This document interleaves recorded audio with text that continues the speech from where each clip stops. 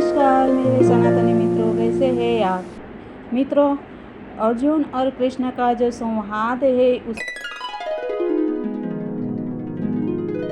समस्त मनुष्य जाति के कल्याण के लिए दिया हुआ उपदेश है।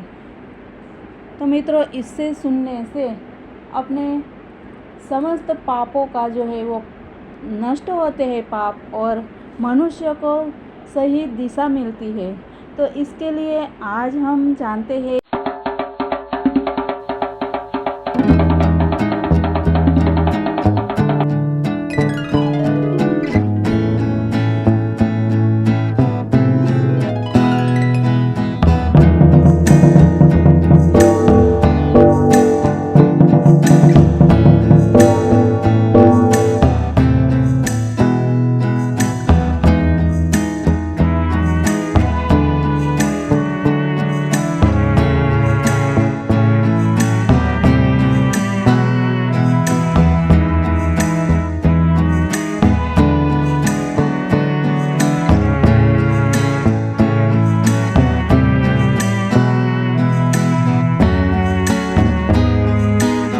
अर्जुन पूछता है प्रश्न कि कौन सा ये मनुष्य है जो सदैव रोगी रहता है।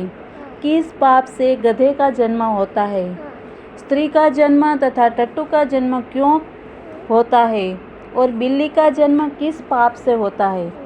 तब श्री भगवान जवाब दे, जो मनुष्य कन्या का दान करते हैं और उस दान का मूल्य लेते हैं वे दोषी है। वे मनुष्य सदा रोगी रहते हैं। जो विषय विकार के वास्ते मदिरा पान करते हैं वह टट्टू का जन्म लेते हैं। जो झूठी गवाही देते हैं वह औरत का जन्म लेते हैं। और जो रसोई बनाने के पहले खुद भोजन करती है फिर बाद में भगवान को भोजन देती है वह बिल्ली का जन्म पाती है। जो मनुष्य अपनी झूठी वस्तु का दान करते हैं वह औरत का जन्म पाते हैं, वह गुलाम औरतें होती है। फिर अर्जुन आगे पूछते हैं कि कई मनुष्य को आपने सुवर्ण दिया है, सो उन्होंने कौन सा पुण्य किया है, और कई मनुष्यों को आपने हाथी घोड़ा रथ दिए हैं, उन्होंने कौन सा पुण्य किया है। तब भगवान श्री कृष्ण अर्जुन को बताते हैं कि जिन्होंने सुवर्ण का दान किया है उनको घोड़े हाथी ये सब मिलते हैं, और जिन्होंने परमेश्वर के निमित्त कन्या दान करते हैं वो पुरुष जन्म पाते हैं। फिर आगे अर्जुन पूछते हैं, हे भगवान, जिन पुरुषों के अंदर विचित्र देह है उन्होंने कौन सा पुण्य किया है। विचित्र यानी दिव्य पुरुष।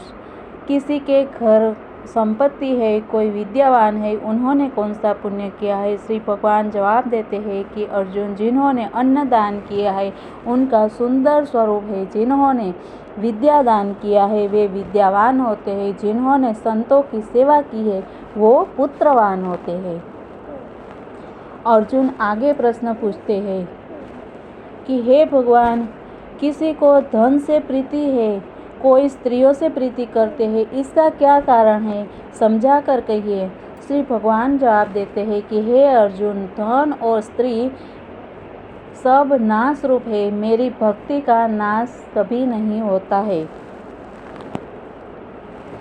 अर्जुन वापस सवाल करते हैं, ये प्रश्न पूछते हैं, भगवान, यह राजपाट किस धर्म के करने से मिलता है, विद्या कौन से धर्म से मिलती है। भगवान जवाब देते हैं कि अर्जुन, प्राणी काशी में निष्काम भक्ति से तप करते हैं। जो मनुष्य काशी में निष्काम भाव से भक्ति करते हैं और वो भक्ति करते करते देह त्याग करते हैं वे राजा होते हैं, और जो गुरु की सेवा करते हैं वो विद्यावान होते हैं। अर्जुन वापस पूछते हैं कि हे भगवान, किसी को धन अचानक बिना किसी परिश्रम से मिलता है तो उन्होंने कौन से पुण्य किए हैं। भगवान जवाब देते हैं कि हे अर्जुन, जिन्होंने गुप्त दान किया है उनको धन अचानक मिलता है।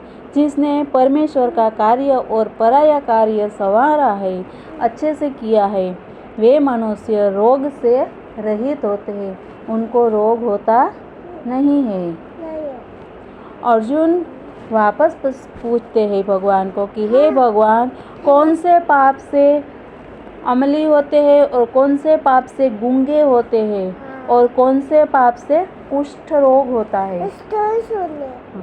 भगवान जवाब देते हैं, हे अर्जुन, जो आदमी नीच कुल की स्त्री से गमन करते हैं वो अमली होते हैं। जो गुरु से विद्या पढ़कर मुकर जाते हैं वो गूंगे होते हैं। और जिन्होंने गौघात किया है वो कुष्ठ रोग से पीड़ित होते हैं। अर्जुन पूछते हैं, हे भगवान, जिस किसी पुरुष की देह में रक्त का विकार होता है वह किस पाप से होता है और दरिद्र होते हैं।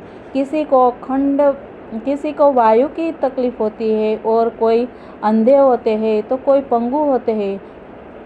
सो कौन से पाप से रहित होते हैं और कई स्त्रियां बाल विधवा होती है तो यह किस पाप की वजह से होते हैं। भगवान जवाब देते हैं कि अर्जुन, जो सदा क्रोधवान रहते हैं उन्हें रक्त विकार होता है। जो मलिन रहते हैं वे सदा दरिद्र होते हैं। जो कुकर्मी ब्राह्मण को दान देते हैं उनके शरीर में वायु होती है। और जो पराई स्त्री को बुरी नज़र से देखते हैं, गुरु की पत्नी को कुदृष्टि से देखते हैं, सो अंधे होते हैं। जिसने गुरु और ब्राह्मण को पाँव से पैर से मारा है सो पंगु होते हैं। और जो औरत अपने पति को छोड़कर पराये पुरुष से संग करती है वह बाल विधवा होती है। अर्जुन पूछते हैं आगे कि हे भगवान, आप परब्रह्म हो, आपको नमस्कार है।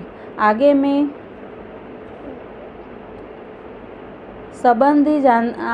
आपको संबंधी जानता था, परंतु अब मैं आपको ईश्वर रूप मानता हूँ। हे परब्रह्म, गुरु दीक्षा कैसी होती है, कृपा करके मुझे कहिए। श्री भगवान बताते हैं कि हे अर्जुन, तुम धन्य हो, तुम्हारे माता पिता भी धन्य हैं जिनके तुम ऐसे पुत्र हो। हे अर्जुन, सारे संसार का गुरु जगन्नाथ है। विद्या का गुरु काशी, चारों वर्णों का गुरु सन्यासी है। सन्यासी उसको कहते हैं जिसने सबका त्याग करके मेरे विषय में मन लगाया है। इसीलिए ब्राह्मण है वो जगत गुरु है। हे अर्जुन, यह बात ध्यान देकर सुनने की है। गुरु कैसा हो? जिसने सब इंद्रिया जीती हो, जिसको सब संसार ईश्वरमय नजर आता हो और सब जगत से उदास हो, उसको कोई मोह माया न हो। ऐसा गुरु को परमेश्वर जानना, और ऐसा गुरु के जो परमेश्वर को जानने वाला हो, जो परमेश्वर को जानता हो, उस गुरु की पूजा सबसे श्रेष्ठ है। हे अर्जुन, जो गुरु का भक्त होता है और जो प्राणी गुरु के सन्मुख होकर भजन करते हैं उनका भजन करना सफल है। जो गुरु से विमुख है उनको सप्तग्रास मारे का पाप है, मतलब बहुत बड़ा उनको पाप लगता है। गुरु से विमुख प्राणी दर्शन करने भी योग्य नहीं है। जो गृहस्थी संसार में गुरु के बिना है चांडाल के समान है। जिस तरह मदिरा का भंडार हो उसमें जो गंगा जल है जो अपवित्र है, उसी तरह गुरु से विमुख होकर भजन सदा अपवित्र होता है। गुरु तो होना ही चाहिए।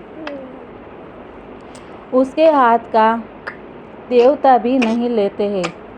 उसके हाथ का खाना कौन नहीं लेता है? देवता भी नहीं लेते हैं, प्रभु भी नहीं लेते हैं। उसके सब कर्म निष्फल है।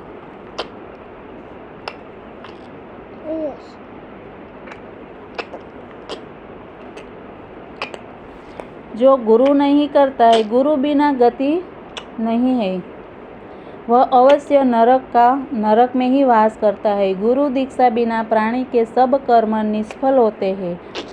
जैसे चारों वर्णों वर्णों को मेरी भक्ति करना योग्य है, वैसे ही गुरुधार के गुरु की भक्ति करना योग्य है। जैसे गंगा नदी में उत्तम है, गंगा नदी में उत्तम है, सब व्रतों में एकादशी व्रत श्रेष्ठ है, वैसे ही अर्जुन शुभ कर्मों में गुरु सेवा उत्तम है। गुरु दीक्षा बिना प्राणी पशु योनि को पाता है।